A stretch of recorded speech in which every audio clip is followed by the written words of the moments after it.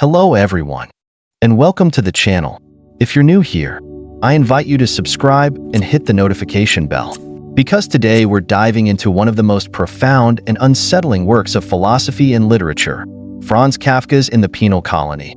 This isn't just a story about punishment, it's a narrative that challenges everything we think we know about justice, power, and morality. Kafka's tale, through its chilling and darkly surreal elements, opens up a space for deep reflection on the human condition, where right and wrong blur into something far more complicated and disturbing. In this video, we'll be looking at In the Penal Colony not just as a story, but as a philosophical exploration. We're going to unravel Kafka's critique of authority, the human thirst for control, and the way that power, when unchecked, can spiral into something so monstrous that it becomes its own undoing. Through the execution machine and its haunting symbolism, Kafka forces us to confront uncomfortable truths about justice, the subjective nature of reality, and the consequences of a world governed by rigid moral codes. So, before we get started, I want to ask, have you ever wondered what happens when the systems we trust to deliver justice go horribly wrong? Or perhaps, have you ever questioned what justice really means in a world so influenced by power and control? Stick with me until the end of this video, because we're going to peel back the layers of Kafka's story, challenging our assumptions and exploring a realm where evil is disguised as justice, and freedom seems almost impossible. But first, if you find this content interesting, I'd love for you to like the video, share it with your friends, and make sure to subscribe to the channel. Your support helps me continue to dive into these deep philosophical works and bring more meaningful content to the table. So grab a coffee, get comfortable, and let's explore the twisted, philosophical world of In the Penal Colony together. In the Penal Colony, Franz Kafka presents a chilling meditation on the nature of justice and its capacity to become a form of violence. At first glance, the story might seem to be about an archaic and brutal method of execution, but Kafka's narrative goes far deeper, exploring the way societies construct systems of justice that are often less about fairness and more about the imposition of power. The titular penal colony is a society where justice is not an abstract or noble concept, but a cruel, physical manifestation of punishment. The execution machine, a grotesque device that engraves the victim's punishment onto their body, is not just a tool for delivering justice. It is a disturbing symbol of the moral degradation that can occur when power becomes an end in itself. This is justice in its most distorted form, a justice that doesn't aim to correct a wrong or restore balance, but to perpetuate suffering, to mark guilt and punishment as one and the same. Kafka invites readers to question the moral foundations of systems of justice. At its core, the penal colony is not a place of reform or redemption. It is a place of retribution, where punishment is the ultimate form of expression. The execution machine doesn't restore order or bring closure. It only exacerbates violence. This focus on physical punishment is Kafka's critique of the notion that justice can be achieved through suffering. The officer in the story, who believes wholeheartedly in the machine and its process, sees the punishment not as evil but as a righteous duty. To him, the brutality of the execution is justified by the concept of justice that has been warped into something unrecognizable. This critique of justice as a system of violence aligns with the theories of the philosopher Michel Foucault, particularly his ideas expressed in Discipline and Punish. Foucault argues that power operates not only through physical domination, but also through the establishment of norms, rules, and rituals that define what is just or unjust. In Kafka's penal colony, the execution machine is an extreme manifestation of this power dynamic, where justice becomes a mechanism of control and oppression. The officer's unwavering belief in the righteousness of the machine reflects Foucault's idea that power can become so ingrained in a society's institutions that those who wield it begin to see it as an unquestionable truth.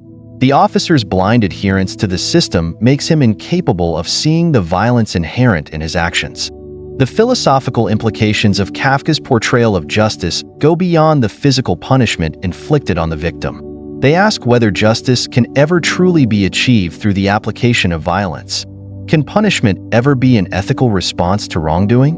Or does the very act of punishing dehumanize both the perpetrator and the victim, trapping them both in a cycle of violence and suffering?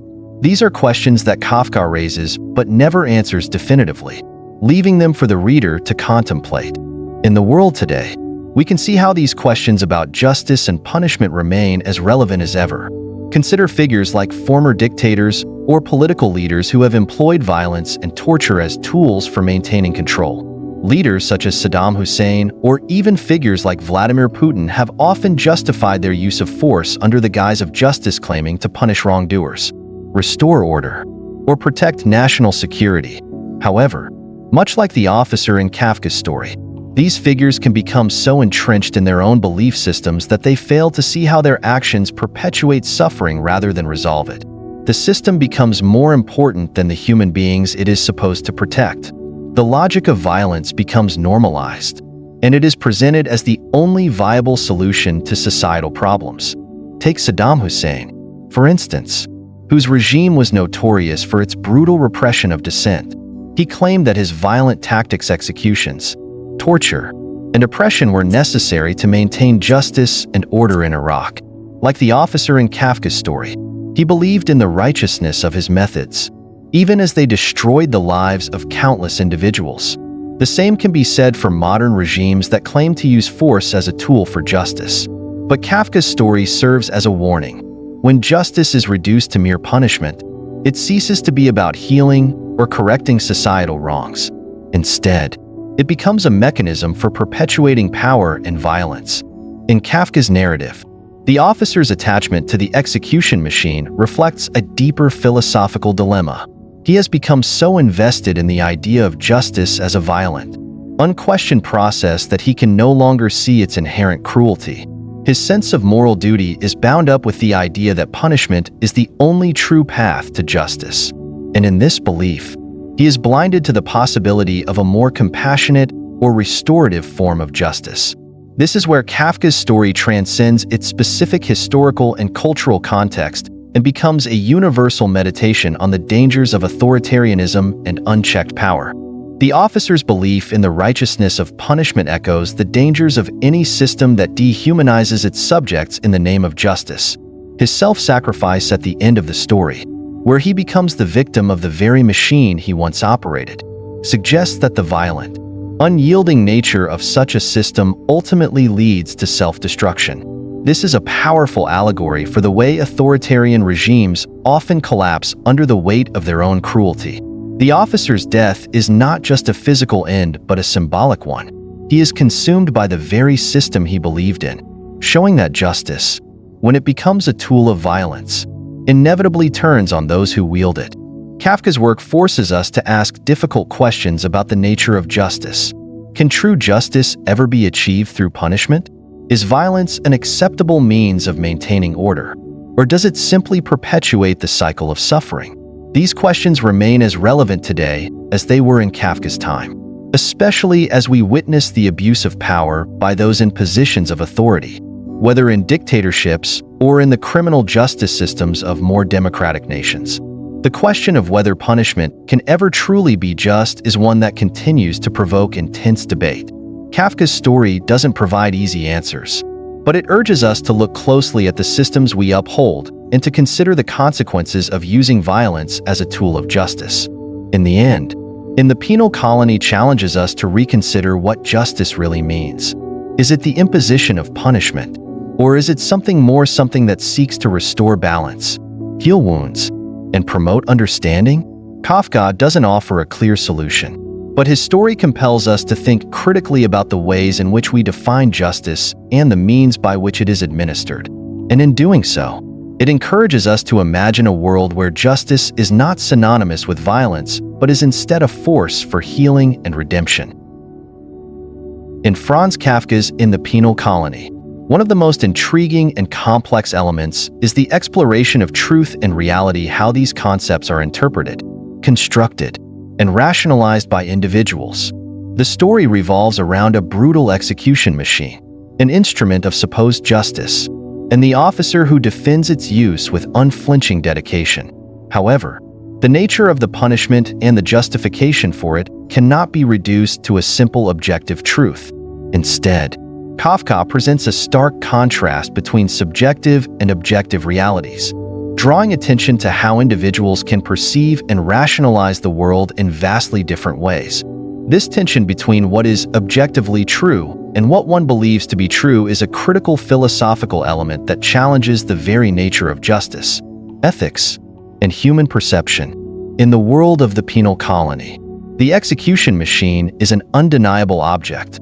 It is a concrete reality, a physical instrument that punishes, scalds, and brands its victims in a grotesque performance of justice. But while the machine itself is an objective entity, the way the characters, particularly the officer, rationalize its purpose and function is entirely subjective. The officer does not see the machine's brutal executions as acts of cruelty or injustice. Instead, he believes them to be a form of art, a necessary expression of truth, a purification that has the right to be performed without question. The officer justifies the gruesome procedure to the traveler, explaining that the victim's punishment is a crucial part of maintaining order, a kind of divine justice that cannot be doubted or questioned. He views his actions as not only morally justified, but as an essential truth that must be upheld. This subjective reality that the officer inhabits contrasts sharply with the objective reality of the machine's actions. The officer's perception of the punishment is shaped by his intense loyalty to an outdated, archaic system of justice. He believes that the machine's operation is not merely a mechanical procedure but a sacred ritual that reflects an unassailable truth. The officer's blind belief in the system leads him to interpret the brutal execution not as an immoral act but as a necessary expression of justice. This is a compelling reflection of how an individual's subjective reality can be so detached from the objective reality around them. To the officer, the machine's operation is righteous, an undeniable fact that should be celebrated and defended, regardless of the obvious suffering it causes. Kafka's portrayal of the officer in the penal colony offers a powerful critique of blind adherence to systems of thought systems that are deeply subjective but often presented as objective truths. The officer's inability to see beyond the framework he has constructed for himself, where duty and justice are paramount, leads him to justify atrocities as necessary actions. His understanding of justice is not grounded in empathy or the consequences of his actions, but in the rigid belief that his task is to uphold an unchangeable, timeless truth. This philosophy is not just a personal delusion, but represents a broader societal danger: the potential for moral frameworks to become so rigid and inflexible that they allow for immense suffering without question. This brings us to a deeper philosophical issue that Kafka grapples with in the story. If justice is interpreted entirely subjectively, is it even possible to find an absolute truth or a universal standard for justice? Can every individual create their own reality? Or does society need to establish a single, shared concept of justice?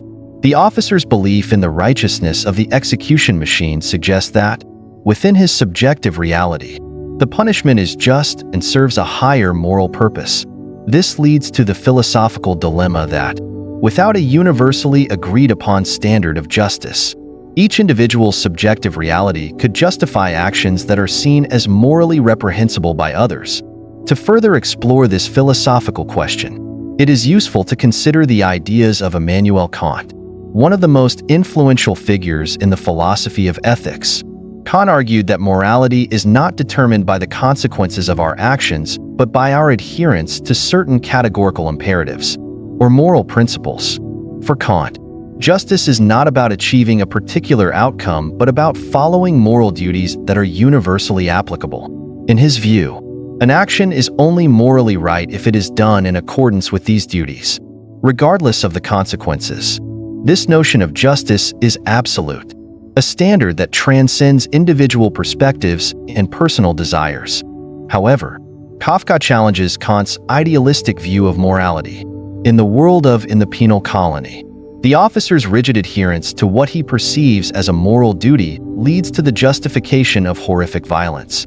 The officer, like many individuals who are driven by an unyielding belief in the righteousness of their actions, fails to consider the real-world consequences of his actions. He is so consumed by the perceived righteousness of his mission that he is blind to the suffering it causes. Kafka's critique here is powerful.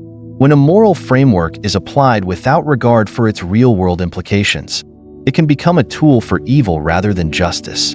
This reflects a central concern in modern philosophy. Can justice really be achieved through rigid moral frameworks? Or must it be a more flexible, context-dependent concept that takes into account the complexities of human experience? The contrast between subjective and objective realities in the penal colony challenges us to reconsider the nature of truth and justice. If each individual creates their own subjective reality, where does that leave the possibility of a shared, objective standard of justice? Can we ever agree on what is truly just? Or are we destined to be trapped in a world of conflicting perspectives? Each one as valid as the other? The officer's belief in the execution machine as an instrument of justice suggests that, in his subjective reality, there is no room for doubt or alternative viewpoints. His conviction blinds him to the possibility that his actions might be wrong, that his interpretation of justice might be fundamentally flawed.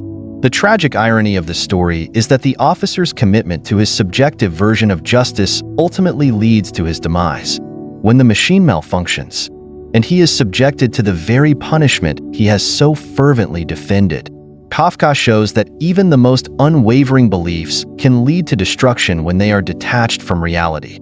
The concept of subjective versus objective reality in the story is not just about philosophical theory. It has real-world implications. In political systems, for instance, the subjective interpretation of what constitutes justice can lead to authoritarian regimes, where leaders justify oppressive actions by framing them as necessary for the greater good. Dictators like Adolf Hitler, Joseph Stalin, or more contemporary figures like Vladimir Putin justify their brutal policies through a subjective belief that they are acting in the name of justice, order, or national security. In these cases, subjective realities are used to justify objective acts of violence and oppression. Just like the officer in the penal colony, these figures believe they are performing a righteous act, even as they cause immense suffering to others. This connection between Kafka's story and real-world politics raises another key philosophical question. If justice is entirely subjective, how can societies hold individuals accountable for their actions? If each person can create their own reality, how do we prevent individuals or groups from justifying cruelty and injustice in the name of their own personal beliefs? The story ultimately forces us to confront the dangers of a world where justice is defined solely by subjective experiences, where truth becomes a malleable concept that can be bent and shaped to fit the needs of the powerful. Kafka's portrayal of truth and reality in the penal colony serves as a cautionary tale. The officer's unwavering belief in the righteousness of the execution machine, his subjective reality, blinds him to the suffering he causes and ultimately leads to his downfall. Kafka challenges us to question whether justice can truly be an objective concept or whether it is always shaped by the perspectives of those in power. If truth is entirely subjective, then the very foundation of justice is called into question. Can we ever arrive at a universal standard of justice?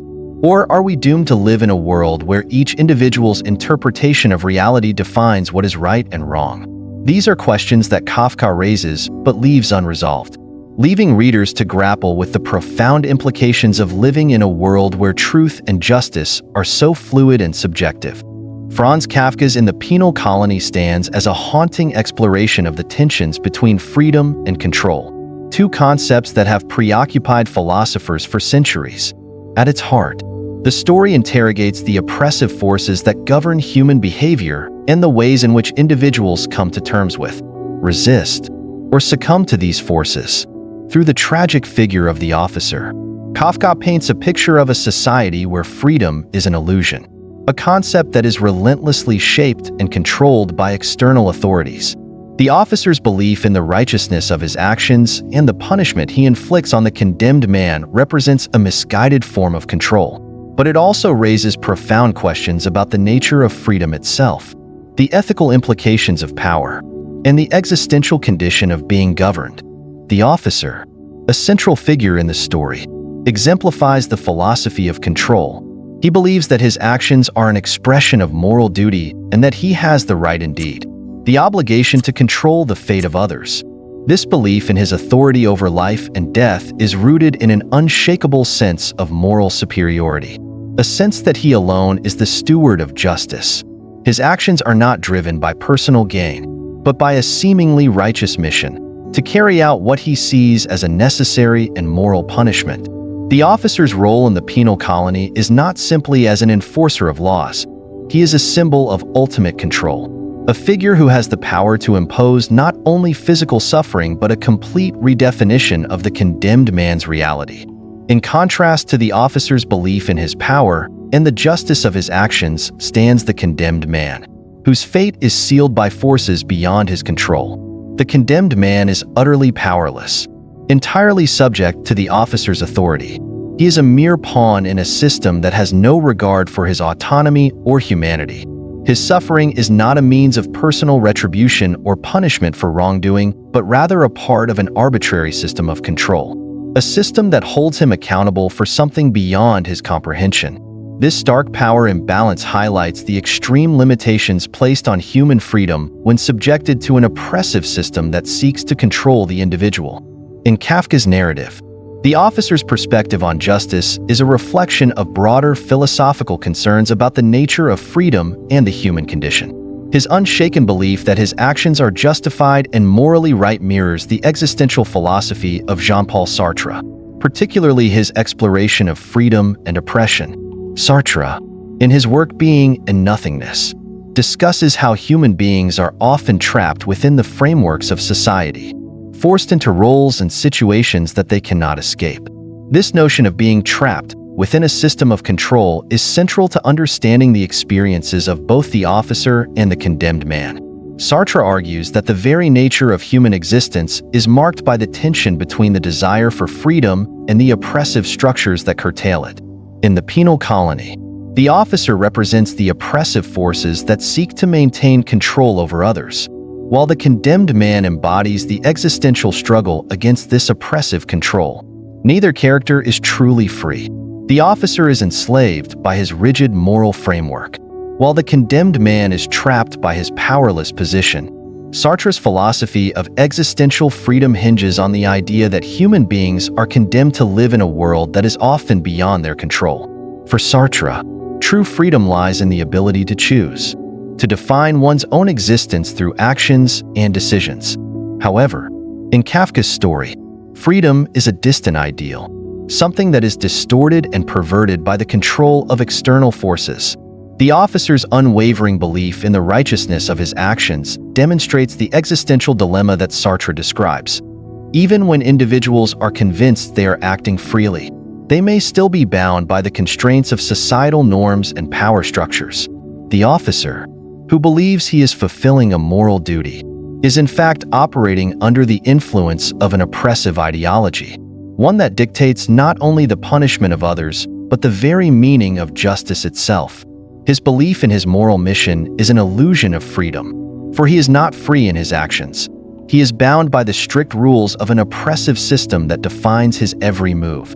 The condemned man, in contrast, has no such illusion of freedom.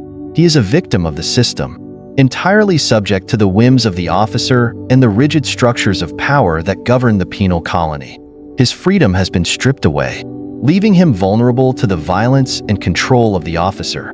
Yet, as the story progresses, there is a shift in the narrative. The officer's belief in the justice of the machine and its power begins to crumble, revealing the fragility of the very system he has so fiercely defended.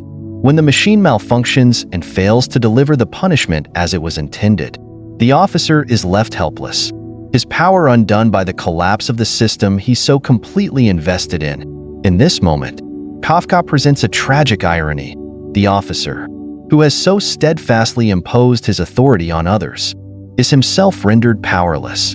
His failure to control the situation symbolizes the failure of the very power and ethics he sought to impose on the condemned man. This reversal is central to Kafka's critique of the systems of control and power that govern human society. The officer's ultimate fate, his death at the hands of the malfunctioning machine, is a powerful metaphor for the collapse of systems that seek to control and subjugate others. In the end, both the officer and the condemned man are trapped in their respective roles. unable to escape the rigid ideological structures that define their existence. The officer's belief in the righteousness of the punishment machine proves to be hollow, and in his final moments, he is confronted with the absurdity of his position. His power, once absolute, is revealed to be fragile and ultimately meaningless. Kafka's examination of freedom and control in the penal colony asks us to consider the nature of authority and the extent to which individuals are free within the structures of society. Can humans truly be free in a world that is governed by systems of power and control? Is freedom an inherent human right? Or is it something that is constantly negotiated and restricted by external forces? In the penal colony, freedom is shown to be an elusive concept, one that is constantly undermined by the systems that govern society. The officer, in his unshakable belief in his moral duty, is trapped within the very system he seeks to enforce. His freedom is an illusion, one that is tied to the oppressive structures of the machine and its punishment. Similarly, the condemned man's lack of freedom highlights the extent to which individuals are subjected to the whims of those in power. His suffering is not a result of his own actions, but a consequence of an arbitrary system that controls his fate. In this way, Kafka shows how power can be used to strip away individual autonomy, leaving individuals vulnerable to the forces that govern them. But Kafka also leaves us with a lingering question. Can freedom ever be absolute in a world where every aspect of our lives is shaped by external forces? If freedom is always constrained by societal norms, laws, and ideologies, then is it even possible for humans to experience true liberation? The officer's failure to maintain control over the punishment machine raises another important philosophical question. Is freedom relative or absolute in a world that is constantly under surveillance and control? Can individuals truly be free if they are constantly monitored, judged, and confined by external expectations and standards? In a modern context, this question has profound implications for the way we think about government surveillance, social control, and the erosion of individual liberties in the face of increasing technological oversight.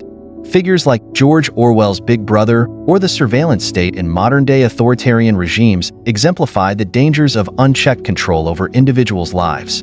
Like the officer in Kafka's story, these systems of power seek to maintain absolute control over individuals, often using the justification of justice or security as a means to enforce conformity and suppress dissent. In the penal colony, the officer's authority ultimately collapses under the weight of its own contradictions. His unwavering belief in the righteousness of his mission, and the belief that he is acting in service of some higher moral purpose, leads to his undoing. Kafka's story suggests that when power becomes too rigid, when it is enforced without question or understanding of its consequences, it becomes vulnerable to failure. The collapse of the machine represents the collapse of the officer's moral and ideological framework, leaving him exposed and powerless. Kafka's exploration of freedom and control in the penal colony serves as a profound meditation on the human condition. The story challenges us to question the nature of authority, the limits of individual freedom, and the ethical implications of power. It forces us to confront the ways in which society imposes control over us and the ways in which we internalize and justify these systems of control. Ultimately, in the penal colony suggests that true freedom is elusive, and that the pursuit of freedom is always constrained by the very systems of power that shape our lives. The officer's fall from grace reminds us that the exercise of power is never without consequence, and that no system of control can ever truly be absolute.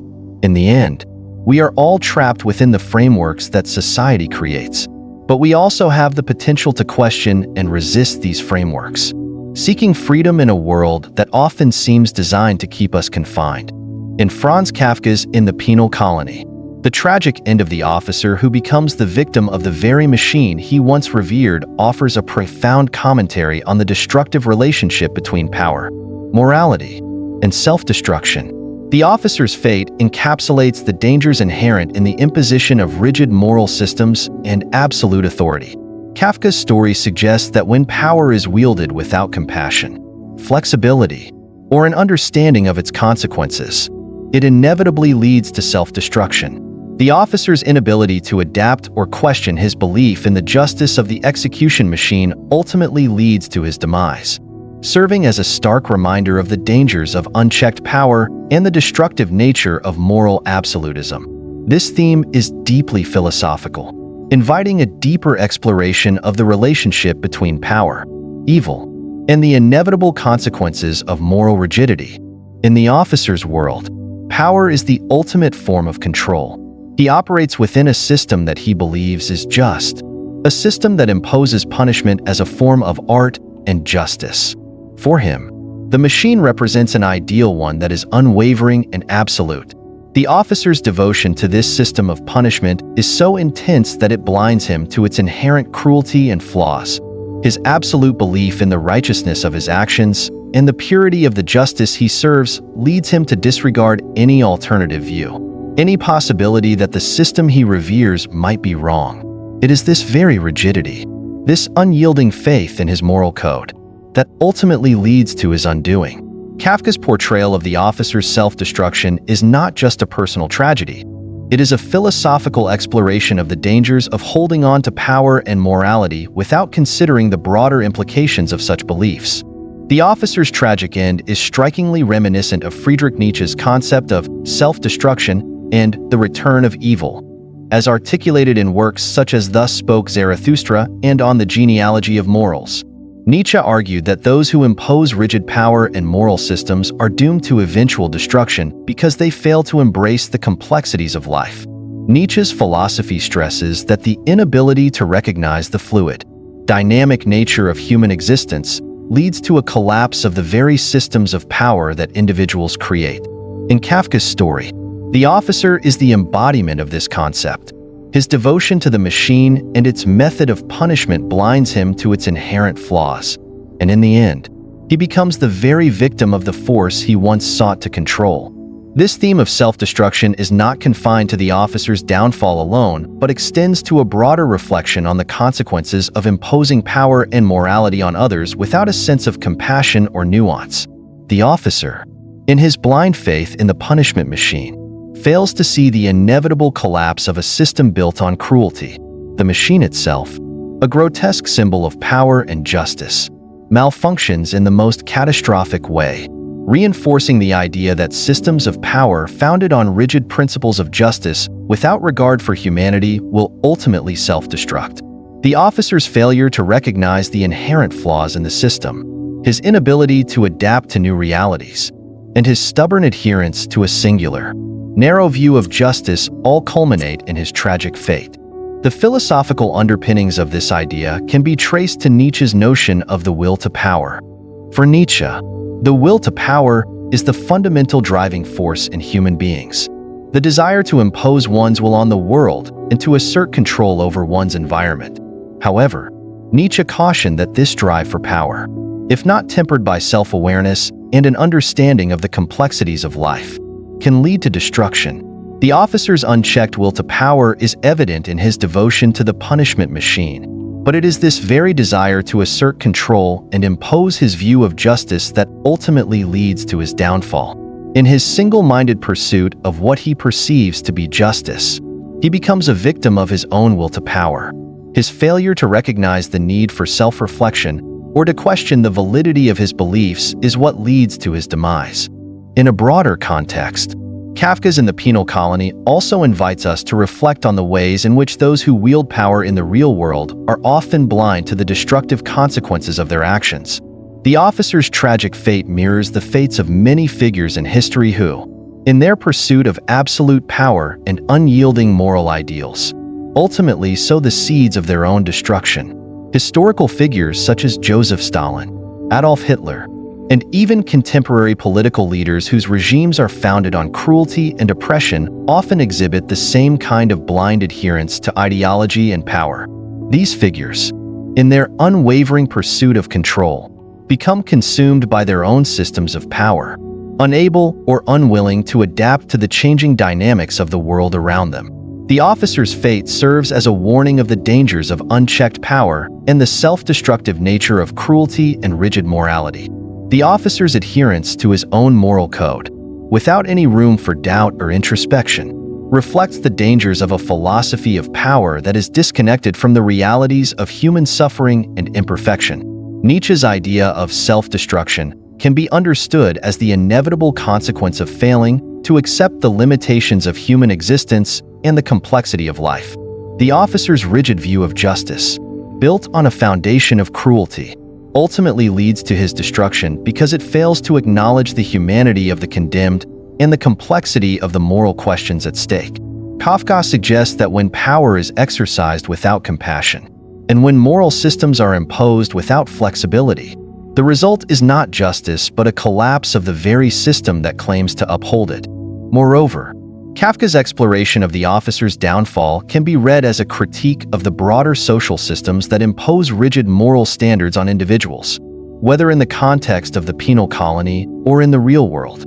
Systems that impose moral values without consideration for the lived experiences of individuals often lead to harm, oppression, and ultimately, their own collapse. The officer's self-destruction is not merely an individual tragedy, but a reflection of the dangers inherent in any system that places power above humanity. In this sense, Kafka's story transcends its specific setting and becomes a timeless commentary on the destructive nature of moral absolutism, the fragility of power, and the inevitable consequences of cruelty. In a modern context, the relationship between power and self-destruction remains as relevant as ever. Political leaders, corporate magnates, and individuals in positions of power who seek to impose their moral ideals on others often find themselves facing the consequences of their actions, whether it's through the collapse of authoritarian regimes or the erosion of personal credibility. The self-destructive nature of power rooted in cruelty and rigid morality continues to manifest in the world around us. The officer's fate in Kafka's story serves as a timeless reminder of the dangers of exercising power without compassion or understanding, and of the inevitability of self-destruction for those who are blind to the complexities of the human condition. In conclusion, Kafka's In the Penal Colony offers a powerful philosophical meditation on the destructive relationship between power, evil, and self-destruction. The officer's tragic end serves as a vivid illustration of Friedrich Nietzsche's concept of self-destruction, highlighting the dangers of imposing rigid moral systems and power without regard for the complexities of life. Kafka's story is a cautionary tale about the consequences of cruelty, the fragility of power, and the inevitable collapse of systems built on unyielding moral absolutism. It forces us to confront the ways in which power, when divorced from compassion and humanity, leads to its own destruction. Through the officer's demise, Kafka invites us to reflect on the dangers of power and morality unchecked, urging us to recognize the destructive consequences of rigid moral systems and to embrace a more nuanced, compassionate approach to justice and power. Franz Kafka's In the Penal Colony is far more than just a tale of justice and punishment. It is a philosophical exploration of the human condition, offering a profound meditation on power, morality, freedom, and the nature of evil. At its heart, Kafka's story is a dissection of the ways in which systems of justice, when applied without empathy or understanding, can lead to corruption, cruelty, and ultimately self-destruction. Kafka does not provide easy answers to the complex questions he raises. Instead, he invites readers to reflect on the moral dilemmas inherent in a society that values power and control over humanity. Through the experiences of the officer, the traveler, and the condemned man, Kafka challenges the reader to think deeply about the nature of justice, the role of power, and the possibility of redemption in a world often governed by tyranny and ideology. Kafka's portrayal of justice in the penal colony is not one of fairness or reform, but one of brutal, senseless violence masquerading as morality. The officer's unyielding belief in the righteousness of the execution machine represents a rigid moral system that refuses to acknowledge the humanity of the condemned. Justice, in this context, becomes not an act of correction or compassion, but a tool of oppression and suffering. This is echoed in Michel Foucault's theory of power, where power is not only exercised through physical coercion, but also through the establishment of moral norms that shape behavior. Kafka's officer, in his absolute adherence to a moral code that justifies violence, becomes a victim of his own belief system. This duality of justice and violence is central to the philosophical questions posed in the penal colony, as Kafka invites readers to question whether true justice can ever be achieved through punishment, and whether a society that relies on violence as a means of enforcing morality can ever be truly just. In considering the officer's fate, one must also confront the issue of power and its relationship to morality. Kafka's story reveals the dangers of absolute authority and the blindness that often accompanies the exercise of power. The officer believes that he is enacting justice, but in reality, he is upholding a system of cruelty and oppression. The condemned man, powerless and voiceless, becomes a symbol of the helplessness of the individual in the face of an all-encompassing system of control. This dynamic is reminiscent of the power structures in our own world, where those in positions of authority often justify their actions in the name of morality, law, or security, while those at the bottom are subjected to arbitrary and inhumane treatment.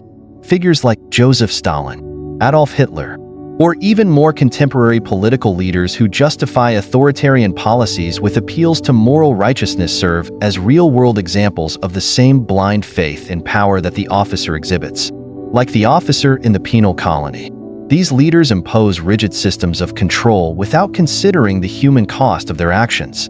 Kafka's story also delves into the nature of freedom and control. The officer believes that his actions are justified because they represent an adherence to duty and moral responsibility. However, his rigid adherence to an ideological framework ultimately becomes a form of self-imprisonment. He is trapped by his own beliefs, unable to see beyond the narrow confines of his moral code. This tension between freedom and control is a key philosophical element in the penal colony, and it resonates with the ideas of existentialist philosophers like Jean-Paul Sartre. Sartre's notion of freedom is grounded in the idea that individuals are condemned to be free, meaning that they are responsible for creating meaning in an otherwise meaningless world. Yet, Sartre also recognizes that freedom is often constrained by the structures of society and power. In Kafka's story, the officer's freedom is curtailed by his unyielding belief in the justice of the execution machine. His attempts to impose this vision of justice on others ultimately lead to his own downfall, as he becomes a victim of the very power he once controlled. In the end, Kafka's portrayal of freedom in the penal colony suggests that true freedom can only exist when individuals are able to question the systems of power and authority that govern them. The officer's failure to do so is what leads to his tragic fate. This theme of personal responsibility and the consequences of blindly following authority can be seen in numerous historical and contemporary examples.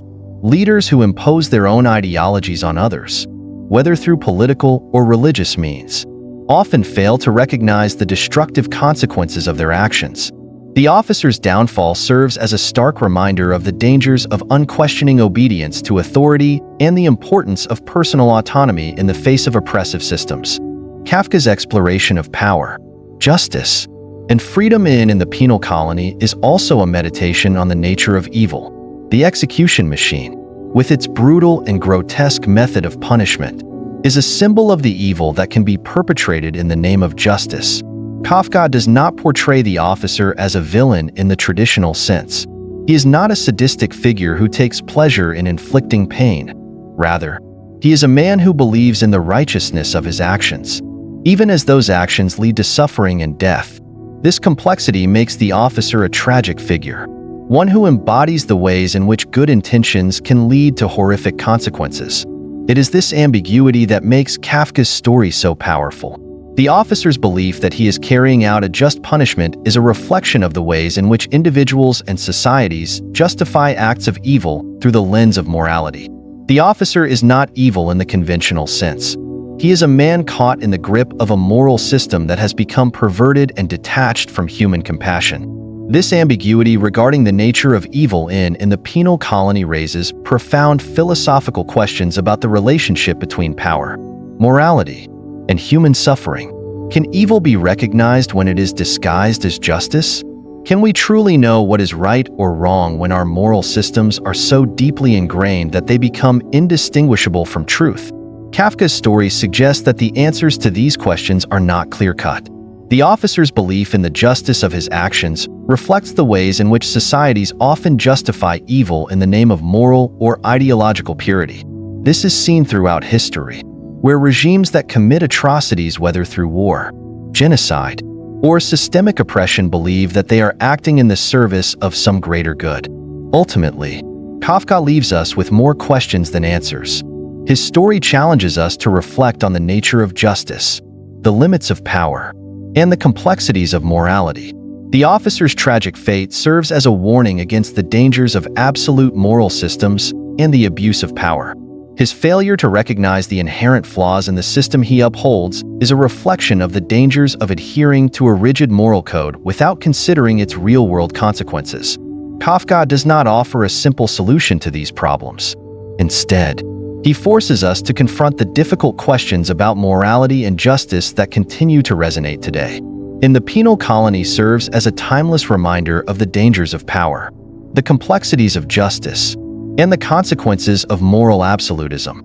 Kafka's philosophical meditation on these issues remains as relevant today as it was when the story was first published. As we continue to grapple with the complexities of morality, authority, and power in our own societies, Kafka's story challenges us to think critically about the systems that govern us and the ways in which we justify our actions. Through the officer's tragic fate, Kafka compels us to question the nature of justice, to examine the systems of power that shape our lives, and to reflect on the possibility of redemption in a world often dominated by cruelty and ideology. It is a story that does not provide answers but encourages reflection, urging us to confront the moral dilemmas that lie at the heart of the human experience. Thank you so much for sticking with me through this philosophical journey into the Penal Colony. I hope you've gained some new insights into Kafka's complex exploration of justice, power, and the inevitable consequences of moral absolutism. If there's one thing we've learned today, it's that justice is never as simple as it seems, and those who hold power must always question whether the systems they uphold are serving humanity or destroying it. I'd love to hear your thoughts on the philosophical themes we've discussed today. What do you think Kafka is telling us about the nature of power and punishment? Do you agree with the officer's views on justice? Or do you see the world differently? Drop a comment below, and let's keep the conversation going. If you enjoyed this deep dive and want more philosophical content like this, don't forget to like this video, share it with your friends, and, of course, subscribe to the channel if you haven't already. There's so much more to explore, from classic works of literature to modern-day dilemmas that challenge our understanding of the human experience. Thank you once again for watching. I can't wait to bring you more thought-provoking discussions in future videos. Until next time, keep questioning, keep reflecting, and as always, stay curious.